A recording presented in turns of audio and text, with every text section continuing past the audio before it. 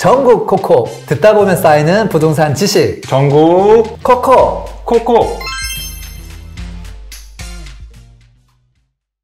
지금까지 이제 네. 입지를 다 알아봤잖아요. 네. 동두 순위 매기고 네. 아파트 순위 매기고 재건축 순위 매기고 네. 이제 입지는 조금 대략 다 안 것 같은데 이제 아. 제일 중요한 저희가 가격 안 알아봤잖아요. 그렇죠. 네, 좀 가격 바닥이냐 아니냐 어디쯤 왔는지 네. 한번 바로 또 분석해 주시면 좋을 것 같습니다. 한번 가볼까요? 네. 자, 잠실에 대한 좀 흐름 분석부터 한번 해볼게요. 어떻게 흘러왔는지 알아야 현재를 알 수 있거든요. 가격 위주로 좀 체크를 먼저 해볼 건데요. 매매 가격 변화, 뭐 사람들이 다 체감하고 있으니까 알고 있을 거예요. 긴 시간 동안 올랐다가 최근에 조정받고 있다. 그리고 매매 가격뿐만 아니라 전세 가격도 지금 조정받고 있다. 그리고 조정의 크기는 사실은 매매보다 전세 가격 하락이 조금 더 크다. 이게 지금 팩트예요. 자, 과거 시세를 조금 더 확대해 보면 얼마나 오랫동안 하락했었느냐. 이것도 중요하거든요. 이게 2009년부터 시작해가지고 14년까지 바닥이라고 하는 시점까지 거의 한 5년 동안 하락했어요. 정말 길게 하락했죠. 네. 그때 진짜 여기에 1주택자로 거주하고 있었으면 얼마나 괴로웠을까. 생각도 하기 싫잖아요. 근데 누군가 다 버텼다는 소리예요. 그리고 2014년부터 시작해서 신나게 올라가서 옛날 고점을 이제 복구했다. 이런 거예요. 그리고 2017년도부터 그때부터 이제 손익분기점을 넘어서 계속 상승했는데 이게 5년 동안 올랐다는 거예요. 되게 또 많이 올랐죠. 그리고 최근 들어서 1년 넘게 조금 하락하고 있다. 이게 이제 과거 전체 흐름이에요. 그리고 이제 최근 한 6개월 동안의 모습이 중요하잖아요. 이걸 봐야 6개월 전, 지금 현재, 그래야 이걸 선을 끄면 앞으로 6개월이 보이는 거거든요. 네. 뭐 2년, 3년 걸 알 수는 없고요. 그래서 송파구에 있는 매매 가격의 변화와 전세 가격의 변화를 4분면으로 한번 표기해 본 거예요. 서울 전체를 뿌린 거죠. 자, 이렇게 했을 때 지금 X축이 매매고요. Y축이 전세예요. 지금 매매 전세가 다 떨어졌다. 근데 누가 제일 많이 떨어졌느냐? 그 많은 곳들 중에서 송파구. 송파구가 매매가 제일 많이 떨어진 거는 저 도농구긴 한데 그래도 제일 많이 떨어진 축에 속하고요. 전세 가격은 송파구가 제일 많이 떨어졌어요. 왜 그럴까? 왜 그럴까? 송파구가 제가 그 얘기 했잖아요. 대단지가 제일 많다. 물건이 한 번 나오면 제일 많이 나온다. 그럼 소화가 한 번만에 안 나오는 건 뭘까요? 한 번만 소화가 안 되는 게 이런 애들이에요. 그런 특징이 여기서 드러나는 거예요. 입지가 좋은데 왜 그런 거예요? 특징이 있다는 거거든요. 그래서 잠실이 유독 시세가 많이 빠진 이유가 그런 부분들이 있다. 그리고 그것만은 아니죠. 주변에 이제 입주 물량들이 있는데 송파구의 거여 마천 거기에 이제 단지들이 들어왔는데 세대수가 더 컸단 말이에요. 그게 있고 두 번째는 북위례 서울 중에 인접한 곳에 가장 인접한 곳에 신도시에 또 입주가 들어가 있던 곳 중에 하나였다는 거죠. 그리고 바로 또 오른쪽 옆에 가면 하남 가밀지구 그 다음에 또 왼쪽에 또 강남은 또 워낙 선호하는 쪽인데 개포동에 또 막 대단지 입주하니까 이게 쫙 다 감싸가지고 영향을 다 줬다는 거죠. 그리고 이제 아파트, 대표 아파트의 시세 변화가 중요하죠. 평균이 중요한 게 아니거든요. 네. 송파구가 중요한 게 아니라 잠실이 어떠하냐. 잠실을 대표하는 단지가 1, 2가 누구였죠? 엘스. 이미 입지 다 배웠잖아요. 네. 잠실에서 리센스 지금 시세 어떻게 됐냐라고 보면 정확하게 고점 26억까지 찍고 현재 20억에서 지금 왔다 갔다 하고 있다. 그래서 한 23% 정도가 하락했다. 이게 팩트 체크고요. 두 번째로 이제 아까 1급지가 아니라 2급지 있었죠. 저 오른쪽에 파크리오, 왼쪽에는 이제 트리지움, 레이크 팰리스 있었는데 이 두 친구 현재 하락률을 보면 이게 고점 25억 찍고 17억, 18억까지 내려와서 하락률로 따지면 25%에서 많게는 30% 가까이 된다. 그럼 1급지가 많이 떨어졌냐? 2급지가 많이 떨어졌냐? 2급지가 조금 더 많이 떨어졌다. 그것도 어떻게 보면 납득이 돼요. 네. 자, 그 다음. 그러면 이제 1급지하고 2급지에 있어서 역시 1급지가 조금 더 적게 떨어졌다. 이게 이제 그냥 정리가 되는 거고요. 그럼 재건축은 어떠하냐? 재건축은. 잠실 재건축 대표 단지가 뉴스에서 가장 많이 나오고 있는 주공 5단지. 그 다음에 아까 입지가 좋은 우성이랑 아시아 서두천. 이 친구들의 가격 변화를 체크해 보는 거예요. 체크해 보면 우성 같은 경우는 이게 좀 급매물 한 개 정리된 거 빼고는 현재 나와 있는 매물상으로는 제가 봤을 때 한 10%밖에 안 빠졌어요. 그리고 아시아 선수촌은 지금 급매물 한 개 정리된 거 빼고는 지금 나와 있는 시세로는 아예 빠지지도 않았어요. 잠실 주공만 많이 빠졌어요. 급매물로 거래가 돼야 빠진 거잖아요. 네. 그 빠진 수준이 한 25% 정도 빠졌다. 그러면 이제 잠실주공 재건축 투자하는 사람 입장에서는 잠실 S로 비교하는 게 아니에요. 다른 재건축 대비 내 거는 왜 이렇게 많이 빠졌지? 이거 너무 많이 빠진 거 아니야? 이런 생각을 하겠죠. 네. 그러다 보니까 누군가가 그걸 캐치하고 이걸 거래를 한 거예요. 이야, 이거는 진짜 많이 빠졌구나. 미래 가치가 있는데 하고 이제 정리가 돼서 지금 이제 호가가 높여서 올라가고 있는 상황이다라는 거고요. 그 다음 정리해보면 이제 아파트하고 재건축 중에 누가 많이 빠졌느냐? 누가 더 많이 빠졌어요? 잠실주공 5단지는 사실은 아까 다른 기축 아파트랑 비슷하게 빠지긴 했어요. 근데 그것들을 제외하고 나면 기축이 조금 더 많이 빠지고 재건축이 조금 더 적게 빠지는 경향이 있더라. 그거 좀 체크해 본 거고요. 그 다음에 매매가 아니라 전세로 한번 체크해 보면 어느 정도로 빠졌느냐? 잠실S 같은 경우에 2016년 초 가격으로 돌아갔어요. 6년 전으로. 좀 더 가면 7년 가까이 좀 돌아간 거예요. 네. 파크리오도 거의 마찬가지다. 1급지든 2급지든 지금 똑같은 상황이다. 이런 거고요. 그 다음에 이제 월세 가격은 어떠하냐. 지금 보면 과거에 21년도 1월 달에 뭐 1억 5천에 월세가 한 210만 원, 뭐 5천에 뭐 380만 원, 이 좀 편차가 좀 많이 커요.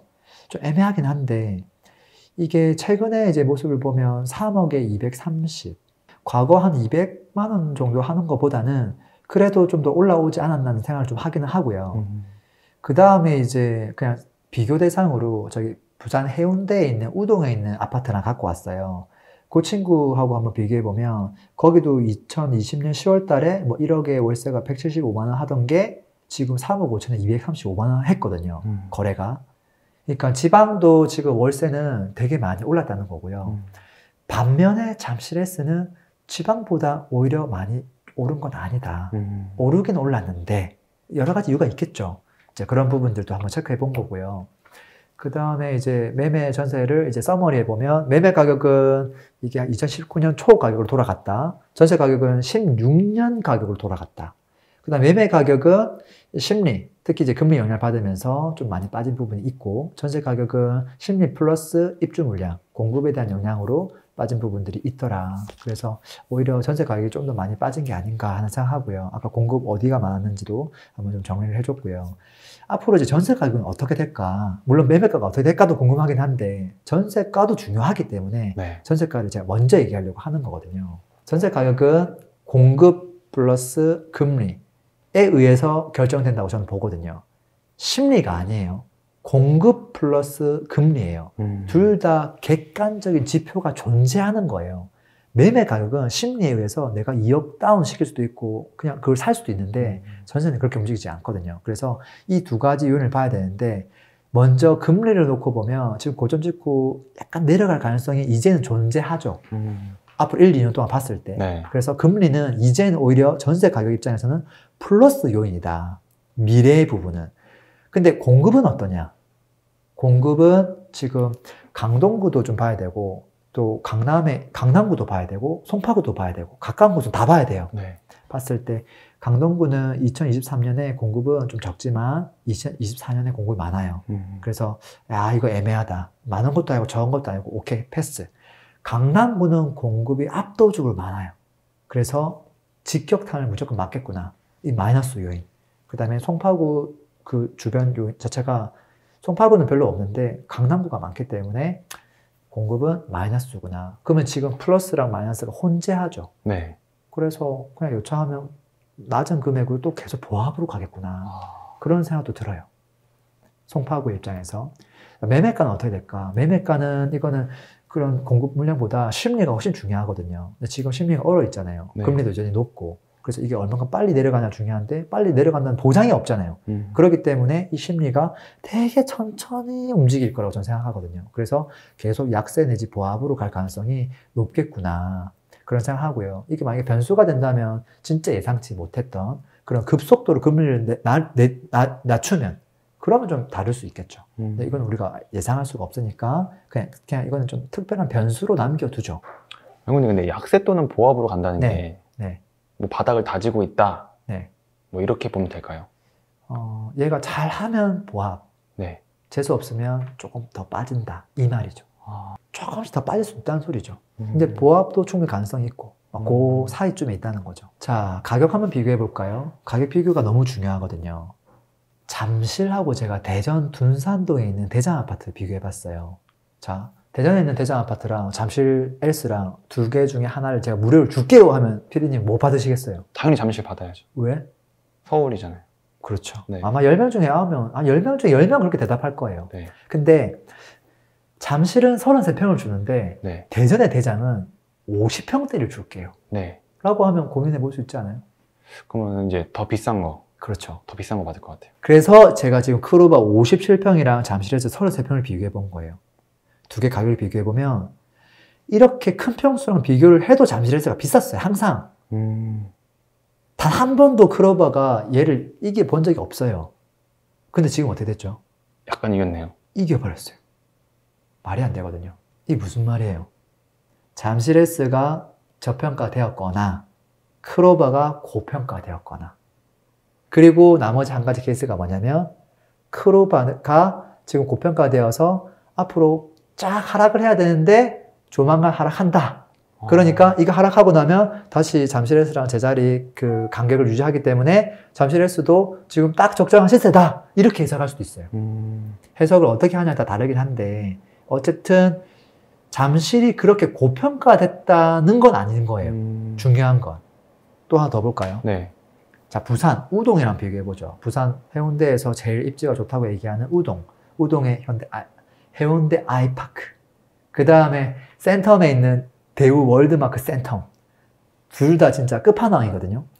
이 친구의 이제 50평, 46평하고 잠실에서 33평 비교해보는 거죠. 당연히 항상 엘스가 이겼어요. 지금 어떻게 되느냐? 거의 지금 내가 봤을 때 어깨동무하고 거의 친구 먹을 지금 분위기예요. 이럴 수가 없거든요. 그래서 잠실 엘스는 가격이 강력시 대비 고평가된 건 절대 아니다. 눈에 보이죠? 네. 자, 그러면 우리가 이제 또 지방하고만 비교할 수가 없잖아요. 인천의 대장하고 비교해보면 어떨까요? 근데 인천 대장도 이제 광역시이긴 하니까 그 중에서 제일 좋은 거 중에 대형 평수 59평이랑 비교해보자고요. 인천 송도에서 송도 센트럴 파크 프로지 끝내주거든요. 거기 공원 내려다보는 독보적인 아파트거든요. 사람들 잘 모르는데 이 아파트 진짜 좋거든요. 근데 얘랑 비교해보면 시세가 어떤지 알아요? 정말 신기하게도 대형이라서 가격이 천천히 가다가 팍 올라가요. 그래서 가만히 가다가 잠실 엘스만큼 딱 갔다가 또 잠시 날아가면 가만히 있다가 에너지를 쫙 모은 다음에 팍 올라가요. 그래서 지금 계속 따라가는 모양새를 보였거든요. 그렇지만 한 번도 역전한 적이 없어요. 지금 어떻게 됐죠? 역전됐네요. 역전했어요. 네. 인천의 대장 이거 줄게요. 잠실에서 뭘 사야 되는 거예요? 잠실. 그렇죠. 네. 근데 지금도 이걸 헷갈려하는 분들이 있어요. 헷갈릴 필요가 없는 거죠. 자, 그리고 하나 더 볼까요? 자, 이번에는 잠실 주공 5단지랑 한번 비교해 볼까요? 방금 그 인천 송도 59평이랑 네. 역전됐어요. 이게 말이 될까? 안 되는 것 같은데요. 말이 안 되는 거거든요. 네. 그래서 말이 안 된다고 생각하고 사람들이 이걸 사는 사람이 지금 생기는 거예요. 이 가격에 이걸 왜 사냐라고 이야기하고 뭐 떨어질 겁니다 하는데 이게 좀 말이 안 되는 상황이 지금 눈에 있잖아요. 그러니까 이걸 살 수 있다는 거죠, 사실은. 한 개만 더 볼까요? 네. 이번엔 서울하고 비교해보죠. 자, 마포구 좋죠? 네. 마포구의 대장이라고 얘기하는 마레프, 마포 레미안 푸르지오 45평이랑 비교해볼게요. 잠실에서 두 개 중에 하나 준다 뭐 하시겠어요? 잠실이요. 그래요? 얼지를 많이 보시네요. 자, 그랬을 때 가격을 보면 그래프가 답이 나오거든요. 고만고만한데 그래도 잠실에스가 매번 이겼어요. 그래도 물론 마레프에 50평에 60평을 준다고 하면 금액은 걔가 더 비쌀 건데 45랑 비교해보면 역시나 잠실에스가 이겼거든요. 근데 지금 어떻게 됐어요? 누가 높아요, 시세가? 마포가 더 높네요. 지금 마포가 높단 말이에요. 그러니까 서울끼리 비교해도 잠실이 저평가네. 그럼 수도권에서 인천 대전 비교했는데 저평가네. 그러면 한 충청도 가서 대전 비교했는데 저평가네. 부산까지 갔는데 저평가네. 그럼 누구랑 비교해야 되지? 얘보다 저평가를 찾아내야 될 거 아니에요. 네. 그래야 이거보다 더 저평가되기 위해서 그걸 사면 되는 거잖아요. 오징하는 걸 비교해도 저평가네. 근데 서울의 바로미터가 잠실이네. 그러면 서울에 또 저평가된 게 있겠네. 이런 생각을 할 수 있죠. 그래서 요약해보면 잠실의 현재 시세는 서울 마포구 대비 저평가되어 있다. 그 다음에 지방 광역시 어떤 지역을 비교하더라도 저평가되어 있다. 이게 그냥 결론이죠. 깔끔한 결론이죠. 사람들이 그래도 사는 이유가 있네요, 다. 물론 이제 그걸 다 생각하고 사진 않겠지만 네. 그래도 마음속으로는 야, 저 정도 입지가 저 정도 가격이면 참 괜찮아 이런 생각을 하고 사는 거 아닐까 싶어요. 그리고 앞으로도 그런 생각으로도 사시지 않을까 싶기도 하고요. 근데 물론 이걸 보고 야, 이걸 막 지금 가서 사야 되겠구나 이런 착각을 하거나 하면 큰일 나고요. 저희가 이걸 하는 목적은 그렇잖아요. 저는 코코를 하는 목적은 입지에 대해서 너무 잘 모르는 부분들이 있기 때문에 좀 제대로 콕콕 집어서 알려줘야 되겠다 하는 거랑 또 가격에 대해서 팩트 체크를 안 하고 그냥 뭐 마음대로 야, 뭐 대한민국 부동산은 그냥 끝났다더라 그것만 생각하고 고평가다 이렇게 생각하니까 입지에 적당한 가격이 고평가냐 저평가냐 이것들을 또 다른 지역들랑 비교해가지고 좀 객관적으로 안내하는 게 목적이 있기 때문에 이것만 듣고 갑자기 야, 이걸 사야 돼 이런 분들은 좀 없었으면 좋겠습니다. 물론 네. 광역시도 더 내리고 잠실도 더 내릴 수 있어요. 근데 이제 지금 현재 상태에서 객관적으로 어떠하냐 이것만 지금 우리가 판단해 본 겁니다. 랭구님, 근데 또 잠실하면 토지거래 허가구역이잖아요. 네. 6월 달에 이게 또 해제될 수 있다고 하는데 네. 이게 좀 또 큰 변수가 될 수 있지 않을까요? 변수가 되죠. 왜냐면 지금은 실거주 할 분들만 이걸 거래할 수 있는데 그냥 여유 자금이 있는 분들이라면 강남에 있는데 이거 괜찮네? 하나 사둘까? 가는 거 좀 부담스러운데 그렇게 해서 수요가 충분히 발생할 수 있기 때문에 지금보다는 거래가 더 많이 발생할 가능성이 매우 높다고 봐져요.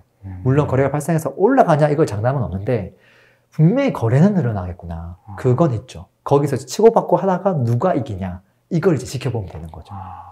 네, 되게 중요한 질문이네요. 랭구님, 근데 치고받고 하잖아요. 네, 그래도 거래가 계속 발생한다. 네. 그러면은 그러면 이제 갖고 있는 사람 입장에서 어라? 입질이 계속 오네? 네.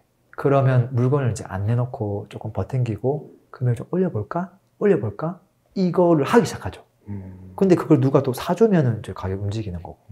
랭구님, 그럼 다음 도시 네, 제가 잘 선정해서 네. 다음 주에 또 갖고 오겠습니다. 네, 좀 쉬운 지역으로 좀 가져와 주세요. 알겠습니다.